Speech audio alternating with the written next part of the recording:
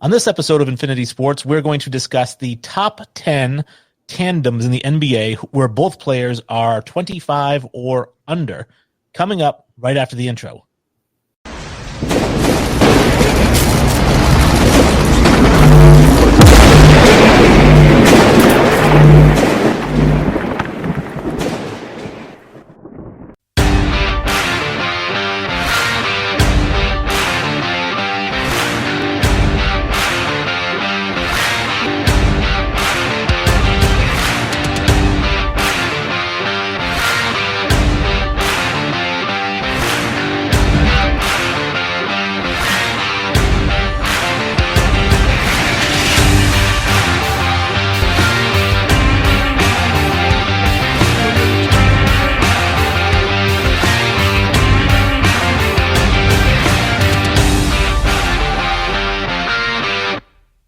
Welcome to Infinity Sports. I'm Wayne G. I am joined today by a special guest. It's not Sully.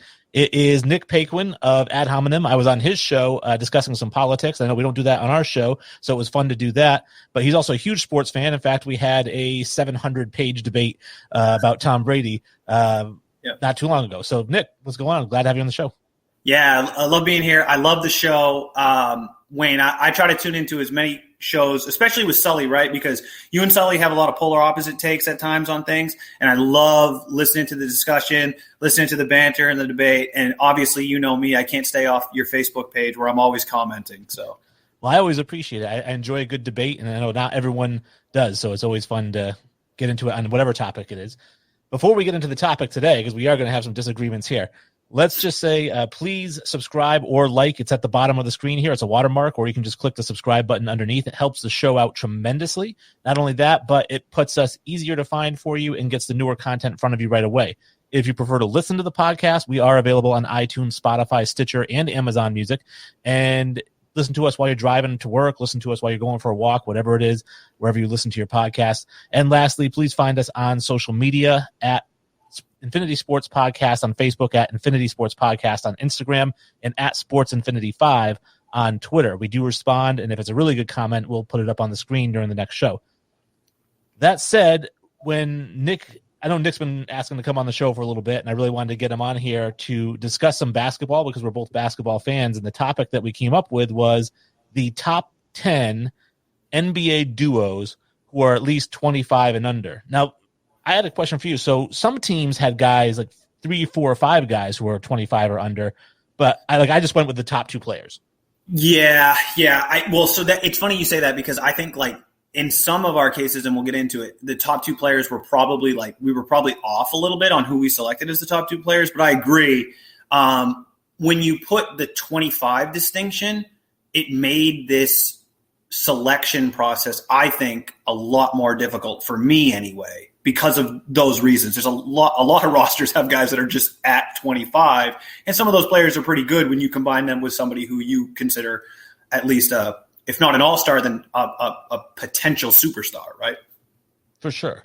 And the way I ranked them is you gave me a list 1 through 10. I did my list 1 through 10, and then I added the cumulative scores, and the lower the score, then the higher the rank, right? So if we each had the same number 1, theoretically that'd be a 2 for a score.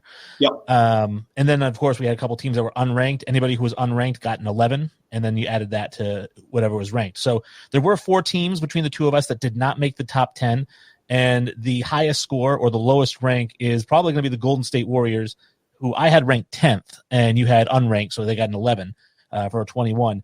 I had Andrew Wiggins and James Wiseman. Wiggins is 25 for a few more weeks, I think.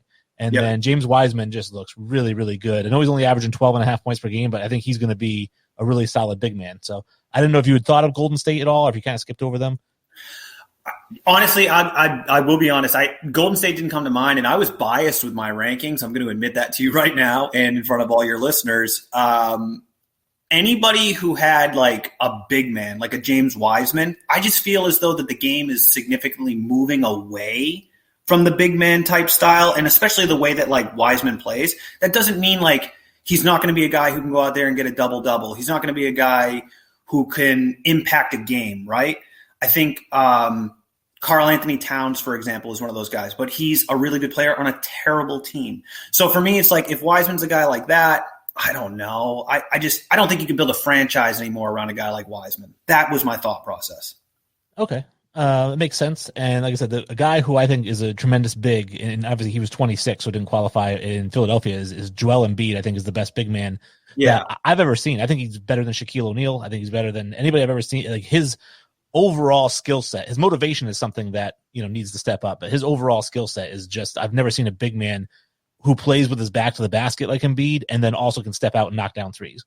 Right. Yeah. I agree. I think Embiid is one of those special type of players. Again, I think, though, that he needs to be combined with somebody, and right now he is combined with a guy like Ben Simmons, but I think that, Ben Simmons is obviously an all-star. He's somebody who's a very good player, but I don't know that he's going to cut it as far as getting the Sixers to a point where they are a title threat, if that makes sense, with Embiid. I think that they need to upgrade that other star with Embiid.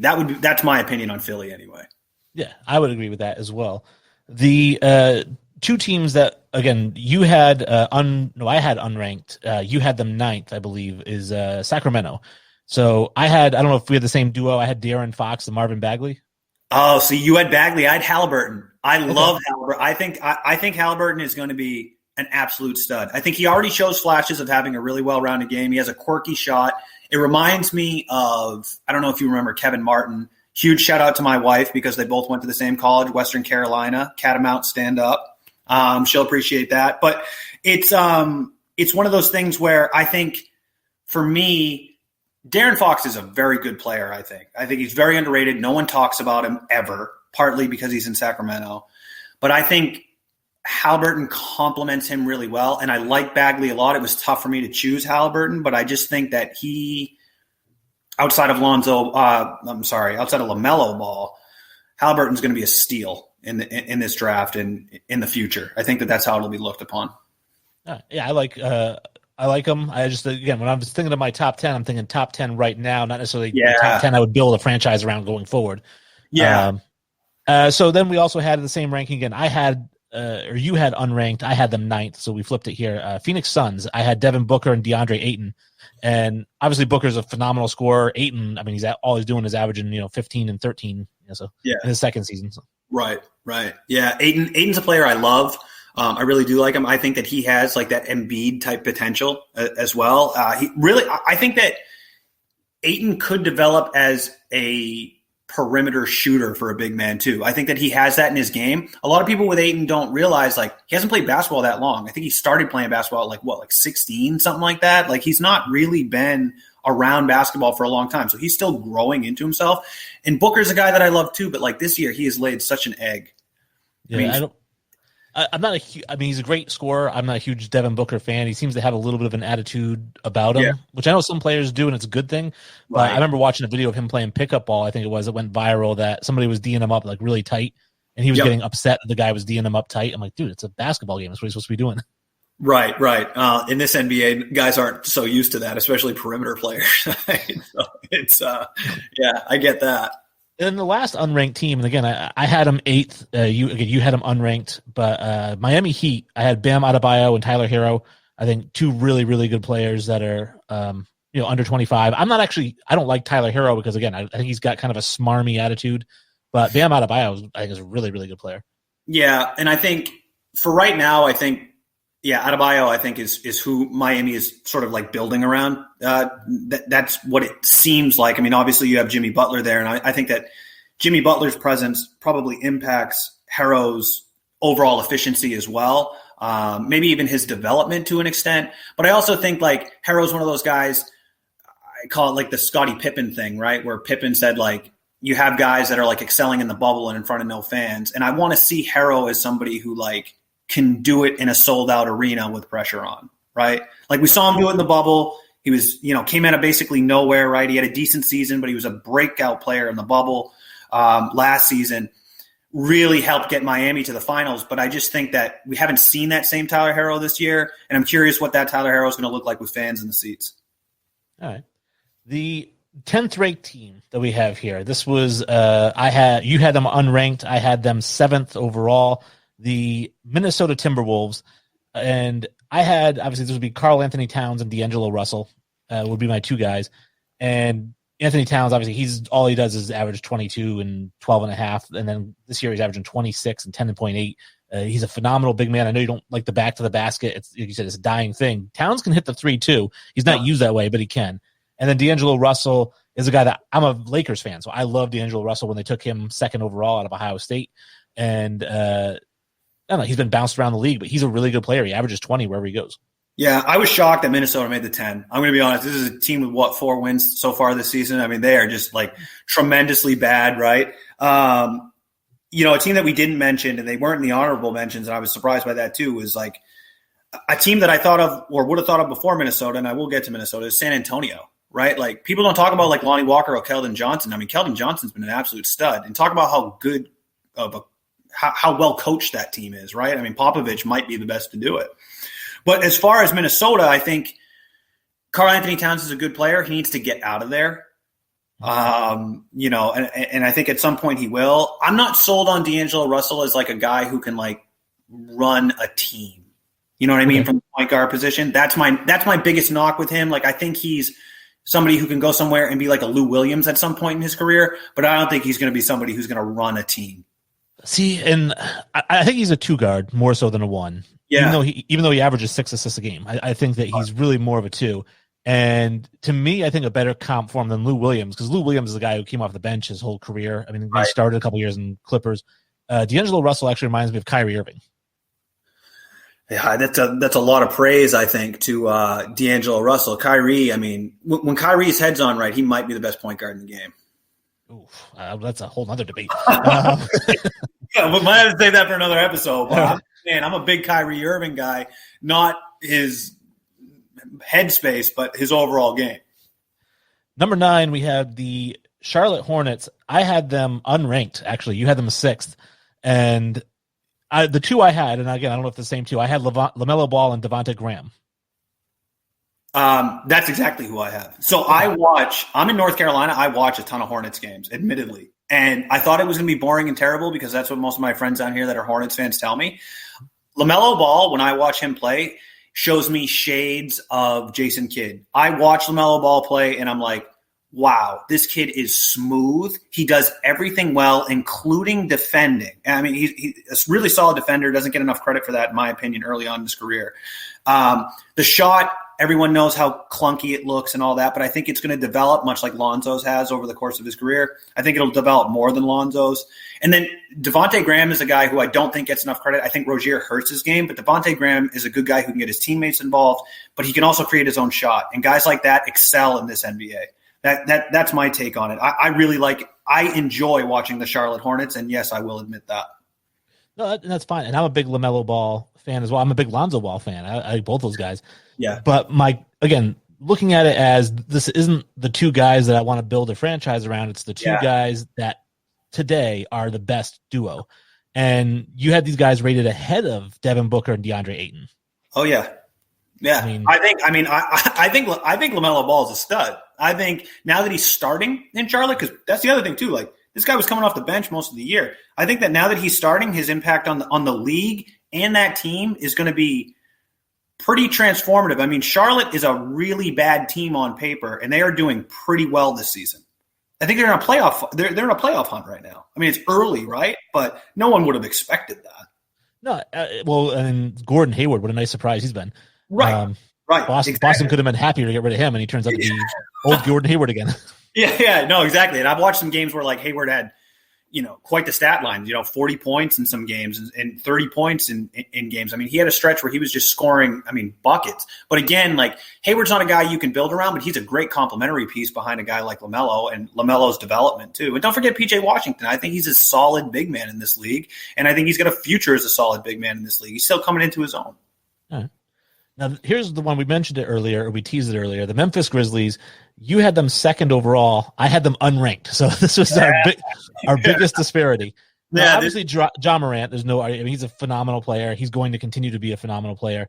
My second player, I don't know if this is your second player, I had Dillon Brooks. Wow, you had Dillon Brooks over Triple J, Jaren Jackson Jr. Yeah, again, I was just going by their points per game and their rebounds per game and their assists per game, and he was pretty much better than Yeah. And Brooks is good. Like, here's the thing. I am a Ja Morant fanatic. I think that Ja Morant is going to be an MVP candidate for years to come. I mean, I watched this kid play, and you had mentioned Kyrie Irving earlier, but I think if you took the best parts of Kyrie Irving's game and combined it with Russell Westbrook's athleticism, and you have one Ja Morant. I mean, that's how I view him when I watch him play. I mean, the kid is absolutely incredible, and his intensity is through the roof, and he makes his teammates better. And that's indicative of the fact that right now, the longest win streak in the NBA is held by the Memphis Grizzlies. But I had with him was Jaren Jackson Jr., who's not played a minute this season yet, right? Okay.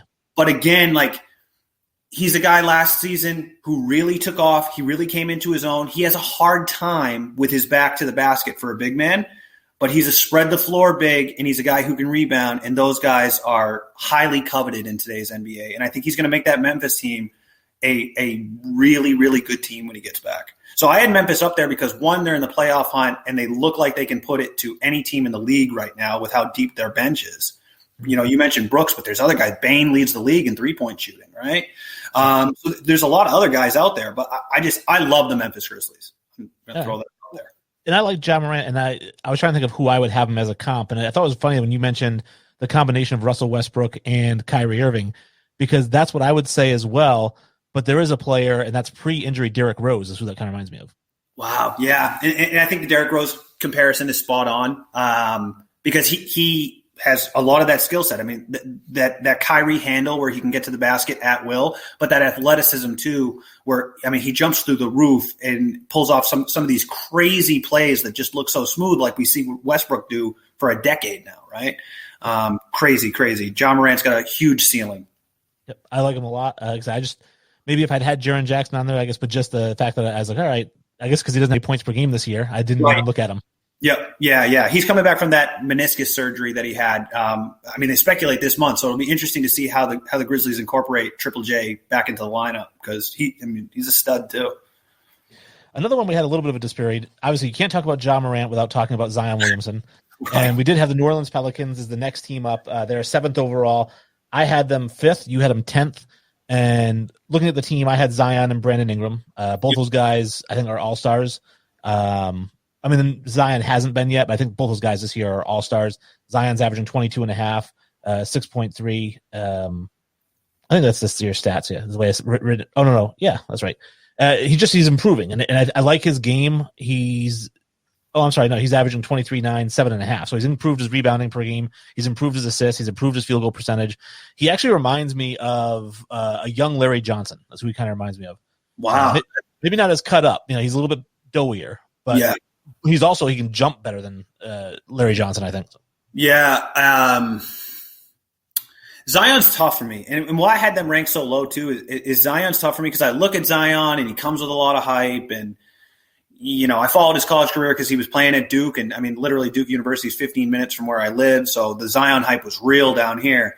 But I just look at him, too. And to your point about being doughy, I wonder how that is going to be sustainable long term. Like, what's his body going to look like as he doesn't have that ability that we all have in our youth, right? To shed weight easily and that kind of thing, and your knees start getting some wear and tear. I worry about that stuff with Zion. And the other thing why I had New Orleans, because I do like the combination of Ingram and Zion, but I look at Brandon Ingram as a guy who's like a Kevin Durant light, right? Like I look at him as like a lighter version of Kevin Durant, and I think that because of Zion's hype, New Orleans has to force it to Zion a lot, and it takes away a little bit from Ingram. I don't know that those two players complement each other too well on that team, and I think that that's indicative of how bad New Orleans is with all that talent. Oh, yeah. I'm surprised because I see, again, two guys who are averaging 50 points per game.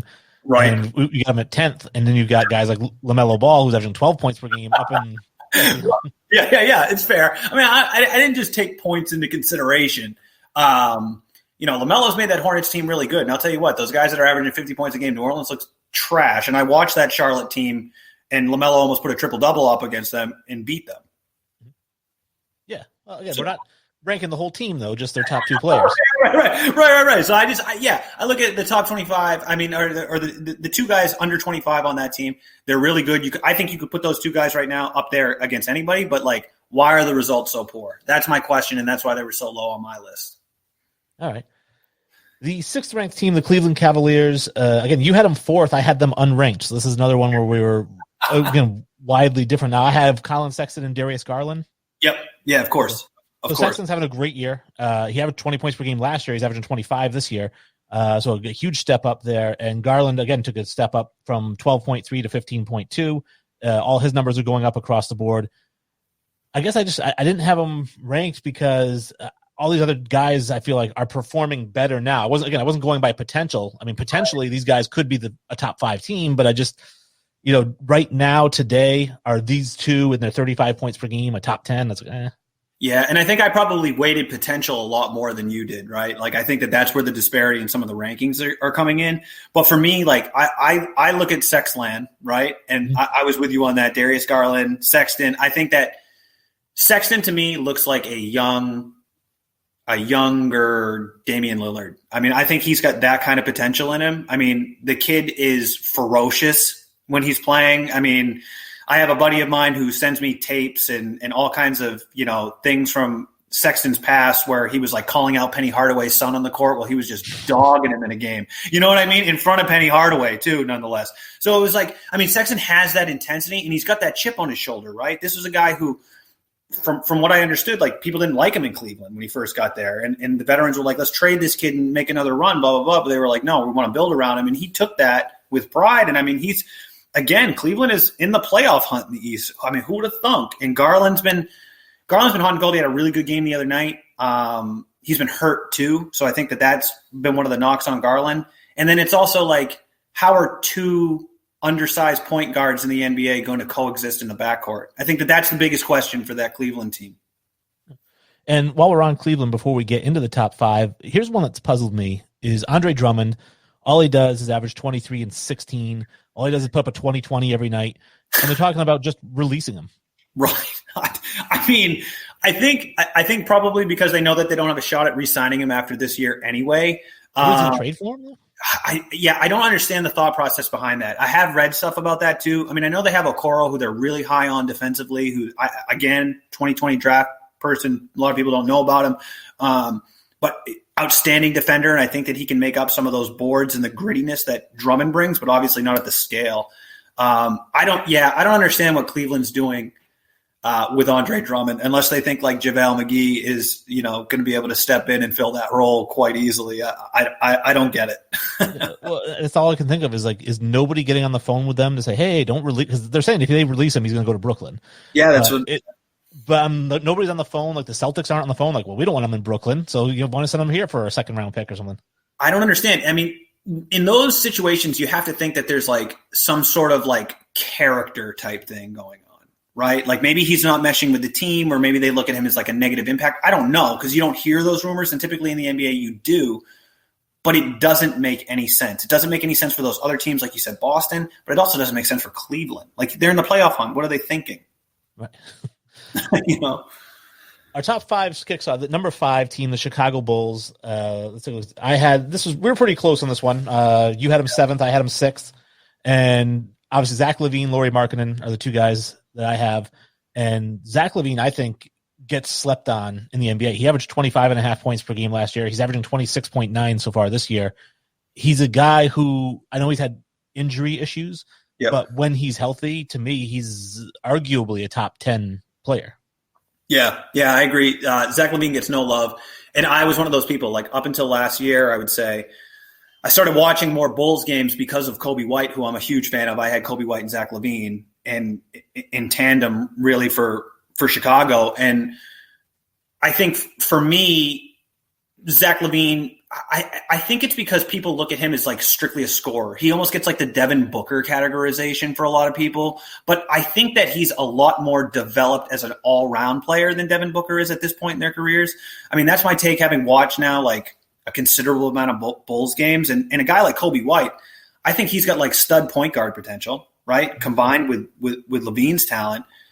Consistency is the key. Like, I mean, Kobe White will have a game where he drops 30, has 8 or 9 assists, 20 points, 8 or 9 assists, something like that. But then he has another game where he goes out and shoots like 4 or 14 and has like 8 points, right? And 4 assists, like the consistency thing. And I think that tandem, as long as they stay together in Chicago, they're going to be pretty formidable, I think. Not just now, but in the future.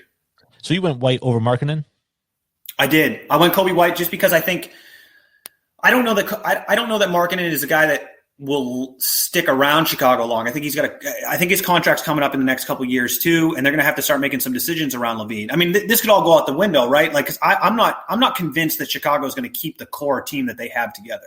I mean, there was rumors that LaVine was going to be traded this offseason, right?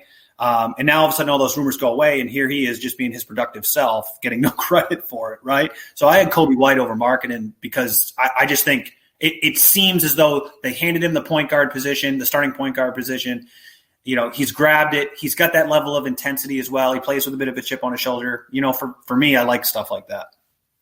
Okay. Here comes another big disparity. Our number 4 team is the Denver Nuggets. You had them 8th. I had them 2nd. Again, we're talking Jamal Murray, Nikola Jokic. Jokic is a top 5 player in the NBA. I mean, he's almost averaging a triple-double. And he does it every night. It isn't like he goes out and puts up 35, 26, and 15, and then the next night he's every single night he's going to give you 22 and 14 and 9 every single night. And to me, I'm surprised because no matter how much I watch him, like I keep looking for something to pick on, other than the fact that he's kind of goofy looking and he's slowish. You know, he really has no weaknesses in his game at all, other than his athleticism. And this is where like I erred in the criteria too, because I didn't realize that Djokovic was only 25, and I put Michael Porter Jr. with Jamal Murray. Okay. So that's why I dropped it so low. If I had because for whatever reason I was thinking Jokic was 26. Yeah, 2 weeks. But, is that what it is? He'll be 20. Yeah, 2. So that's what threw me off in the rankings. Otherwise, I would have had Denver way up there. But I'm with you. I made the comment to a buddy back home the other day that, I mean, when it's all said and done, Jokic could be the best big man that the league has ever seen. I mean, he's probably already the best passing big man that the league has ever seen. So it's there's no hole in his game, to your point. And Murray feeds off it, obviously. I mean, he's just a straight out and out scorer. And he's consistent in his numbers. He's consistent with his production. So, I mean, Denver, that tandem, I mean, you could see him in the finals this year. Who knows? I mean, I know you're a Lakers guy, but I'll be pulling for Denver against the Lakers if it comes down to it. I'll tell you that. I will say this, that Jamal Murray, if we did a list of overrated players, I think Jamal Murray is a little overrated. If Jokic is underrated, I think Murray gives you, if you go back 3 years, 18.2, 18.5, 9.1, 4.2, 4.4, 4.8, 4.8, 4.4. I think that I know he's only 23. Yeah. But I feel like he's reached his peak. Like, you're just going to get these numbers out of him for the rest of his career, which is still a really good number, but it's not superstar. Yeah, I don't think Jamal Murray's the sort of guy that I look at with like a ton of upside, like guys that we've been talking about, like a Kobe White, or even or obviously like a John Morant, or some of these other guys with huge upside, Sexton, right? Like you put Sexton on Denver with Jokic, and I think that that's something which is an intriguing tandem, right? But yeah, Murray, I think this might be his ceiling, but he's still young enough to keep me optimistic. The number 3 team we have has probably my favorite player on this list, and that is Trae Young. And then I have with him John Collins. Now, I guess you could have DeAndre Hunter in there as well. Yeah. I went John Collins, Trae Young, only because John Collins last year averaged 21.6 and 10 rebounds a game. This year he's averaging 16.7 and 7.7. But a lot of that is due to the fact that Clint Capella is getting more minutes, and he wasn't there all year last year. So Capella is soaking up some of those rebounds and some of those interior points. But Trae Young, I've been calling him Trae 2.0 since he was drafted, just because not Trae 2.0, Curry 2.0. Yeah. Because I think that he is actually a better Steph Curry. I think that he's got the same kind of range. He's got that quick release. He's got great handle, but he's a little bit better defender, and he's a much better passer. Steph Curry really is a 2-guard, even though he leads that offense. He only averages about 5.5, 6 assists per game. Trae Young could lead the NBA in assists. Yeah, I mean, I look at Trae Young I've always looked at Trae Young as like a Steph Curry light. I mean, Steph Curry is a guy that I don't think gets enough credit, right? I mean, he's maybe the best shooter that the league has ever seen. The championship pedigree speaks for itself. And I mean, he's a gamer. I worry about Trae's ability to get up for it night in, night out. I mean, he's had some lulls this season where you watch and like when when he's not raining shots, he's not getting to the basket either. And that's concerning because he has the ability to do both. So why isn't he? I put DeAndre Hunter with him only because I was thinking future state again, and the friction between Trae Young and John Collins is well documented at this point. Collins is a free agent after this year. I don't think he's staying in Atlanta. So I was trying to keep future state in mind. And DeAndre Hunter is a well-rounded player who I love, and he covers up Trae's glaring defensive liability, right? Like, I mean, I think that that's something that Golden State had always done really well for Curry. And Atlanta is starting to do that with like Cam Reddish and DeAndre Hunter, guys who can defend the perimeter and also hide Trae Young's defensive inefficiencies, basically. Okay. The top two teams we have, we'll go with two first, but obviously this is each of ours, I think, first and third team combined. So this one, the number 2 team was your number 1, my number 3, right? And that is the Dallas Mavericks, Luka Doncic and Kristaps Porzingis. And I'm not a huge Porzingis fan. He's just very, very soft. He's a shooter. I don't feel like he bangs down low, and he's 7'3" or something like that. Right, so right. I understand Kevin Durant's similar, but I don't think Kristaps Porzingis is anywhere near as developed as Kevin Durant offensively. So right. He's like almost like a diet Kevin Durant, light, low carb. And then the only reason that they're so high is because Luka Doncic, it might be one of the top 2 players in the NBA. Yeah, I mean, I'm with you on Porzingis. I'm not sold on him, but I'm sold on Luka. I mean, Luka's a generational talent, right? I think Luka's going to be one of those guys that probably carries the league for the next few years. I think there'll be other guys, obviously, that stake their claim along the way. But, I mean, Luka is already at such a young age a perennial MVP candidate. I mean, he's a guy who plays on a very not a very talented Dallas team. They're not that great right now, but he'll will them into the playoffs somehow, I'm confident. And it's just – give me Luka all day long. I had Dallas as my number 1. Give me Luka all day. The guy's a walking triple-double. He does it without trying. I know questions have been brought up about his work ethic and stuff like that. I mean, Luka's from a part of the world where as long as you don't smoke cigarettes, you're considered like the epitome of health. So, I mean, give me Luka all day. He's one of those guys that, Sully is a huge Luka fan as well. And we talk about how when he was drafted into the NBA, that he's a guy that I felt like right away, I'm like, this guy's going to make an impact because he was the MVP of a professional league when he was 17 years old. Right. And we see these guys that go over and play in Europe, out of high school because they don't want to play in college, and they average 2 points per game off the bench. Like, he was an MVP of the league. So you knew right away he was completely different. Yeah, exactly. I mean, and it's one of those things too with Luka where you watch him play and then you go back and you read his scouting report where it's like he's not athletic enough.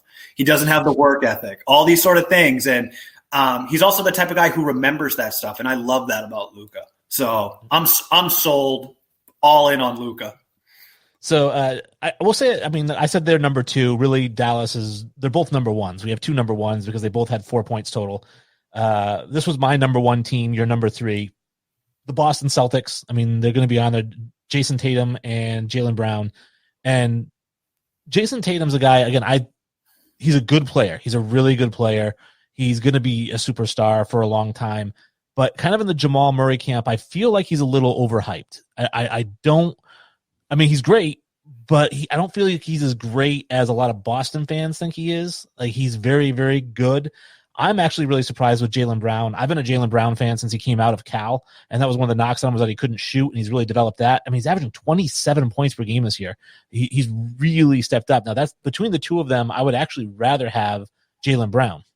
Yeah, I agree. And you and I are fully aligned on the Celtics, right? And especially with Jason Tatum, where he's a guy where he's so hyped because of his potential, right? And I drew the comparison at one point to where, a lot of people would have said when they both came into the league that Tracy McGrady was more talented than Kobe Bryant, right? Like, had more physical ability, had more overall talent, but the work ethic wasn't the same. And it was obvious throughout their careers, right? And you see that with Brown and Tatum right now. I mean, Brown works his butt off. He's a guy who wants the ball in the clutch situations. I'm not saying that Tatum is not that guy, but I also think that the aura and the fans around Boston have kind of forced that role on him, and he's not comfortable in it. He doesn't look comfortable in it. I mean, I know he had the game winner against Milwaukee. Everyone made a big deal. It was a terrible shot.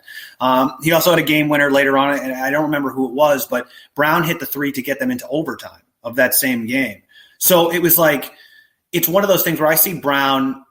I have a hard time with the Celtics because they are a good team right now, but that's just that's it. They're a good team right now. Like, how far do they go with these two? Maybe a guy like Karl Anthony Towns comes to Boston. Maybe a guy like Drummond comes to Boston and changes the dynamic. But in my opinion, they're never going to win a championship with just those two. They got to do something else.